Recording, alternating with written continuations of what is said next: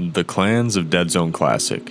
Arguably the most incredible part of Deadzone's history is how players have come together to accomplish otherwise insurmountable goals. Many communities within games often form clans, but what sets Deadzone apart is that 1. Most of these clans have been formed in the anarchy environment with complete freedom of what projects can be completed, and 2. These are some of the most dedicated and extreme players of any community on Roblox. With all this in mind, let's jump into every major clan that has been documented within the Deadzone in some way. I'm going to be discussing these clans in chronological order, starting from the release of Deadzone Classic and moving through each generation. So, I'll say this once again. Let's start from the beginning. The first generation, as you may know, is not very well documented, so there actually aren't any well-known clans within the first 2 years. Other than one, the Drawback Bandits.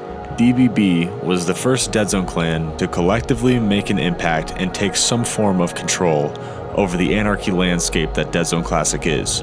Unfortunately, there is no documentation of the players in DBB other than player testimonies. However, the vast majority of members no longer play Deadzone and aren't easily contacted. There were only a few notable players who were in DBB, and the only one to continue playing far into the second and third generations was Comet Fart, who later on would become one of the most hated and despised members of the Deadzone community.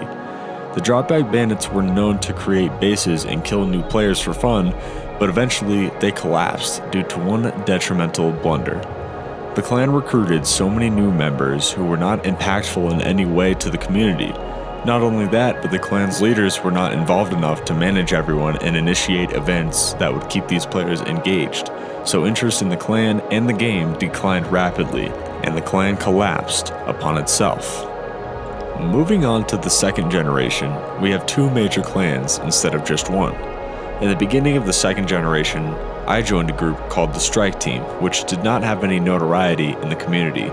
The one thing this group did have was a collection of dedicated and valuable players who at the time were doing nothing but grinding kills.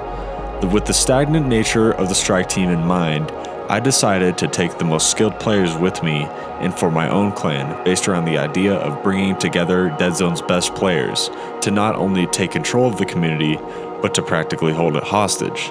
The clan was called the Deadzone Tryhard Society. Creative name, I know.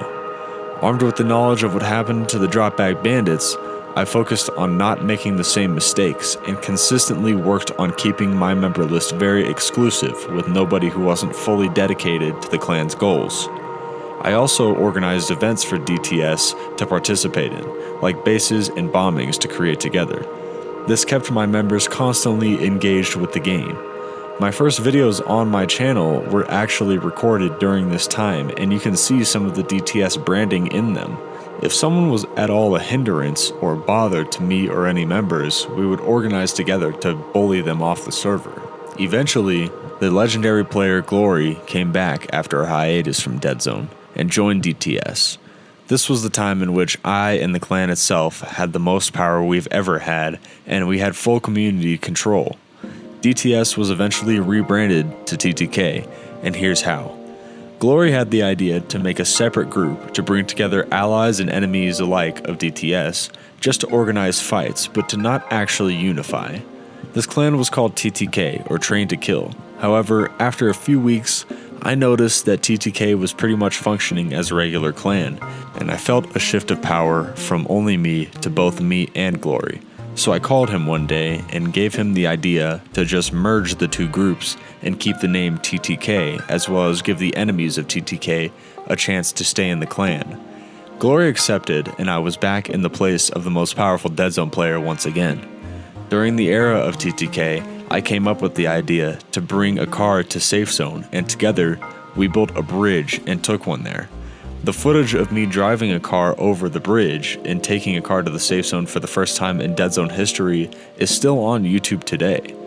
TTK operated the same way as DTS for a while, until eventually more and more players got bored of the game and moved on to new things. My computer slowed down more and more, and one day I decided to retire and give my ownership of the clan to glory because I did not have the means or the motivation to play like I did before. Glory did make montages and publicize TTK more after I left, but the clan continued to decline in activity under his leadership as well. Ownership of TTK was later passed on to Artemis, or as I like to call him, Awesome Nate, which was the name of his original account that got terminated.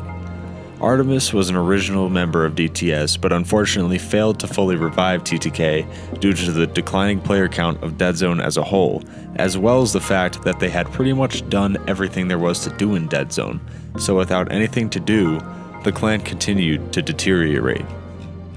After my own hiatus from Deadzone, I came back with a new goal in mind, to revive the community. At this point in time, the active player count was dipping into single digits, and it made me sad to see the game just die. I formed the Minimoto clan, named after an actual Japanese clan, and instead of trying to bring together the game's best players, I instead tried to engage as many new players as possible with an inviting image to bring back a larger consistent player base to the game. My primary focus was to build massive bases with members as well as big community projects. This was also the time in which I took a car to the safe zone for the second time in Deadzone history. Despite all my efforts, however, the game continued to die, and one day I witnessed the play count hit 0. The game was dead. The anarchy environment was abandoned simply due to the fact that the community had done everything there was to do. We picked apart this game and left it after we got bored. Then Alfederate came back.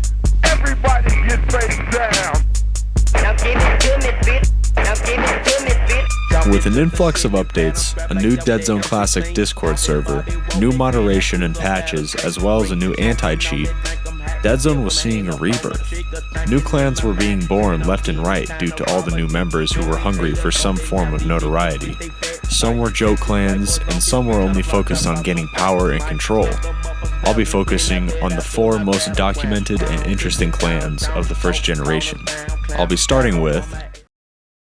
Maruo was actually only a small friend group that branded themselves with the clan tag of Maruo. However, unlike the majority of Deadzone's clans, these were the best fighters of the 3rd generation. Any active players of the time would immediately recognize the name Maruo because of the fear and intimidation its members casted into others. Led by Target Eliminator and Roblox Profi, Maruo was simply a clan made for the best of the best in Deadzone, but never created any community projects. Another clan which I spoke on in a previous video is the Astral Guardians, led by Modify. This clan did not have the best players, but it did consolidate the most power by the numbers it gained as well as the social connections Modify made. An interesting clan that was made during the 3rd generation was the Goblin Clan. This clan was based around anonymity among its members. The concept was that new members would make themselves completely anonymous to each other and only identify as a member of the Goblin Clan. Unfortunately, this clan never grew into its full potential, but the idea of a clan full of spies who monitored the landscape and impacted it from the shadows was there, and it's interesting to speculate on how the clan could have changed the Deadzone environment. The final clan I'll be going over today is Small Zone. Small Zone was a joke. The only things they ever did was flood the safe zone with small bags and other useless starter gear that they duped. Small Zone never made an impact in the PvP scene, but I wanted to at least mention it because it is very well documented compared to most clans. There are other clans out there that have done big things in the Deadzone community such as L, Pew, and M2, but today the game has grown so much, and without good documentation and very active and fierce players, these new clans will fade. So that's it, all the most impactful clans of Deadzone Classic. Hopefully you guys enjoyed this video. If you did, be sure to leave some support, I'd really appreciate it. My name is Evan PAQ. I'll see you guys in the next one.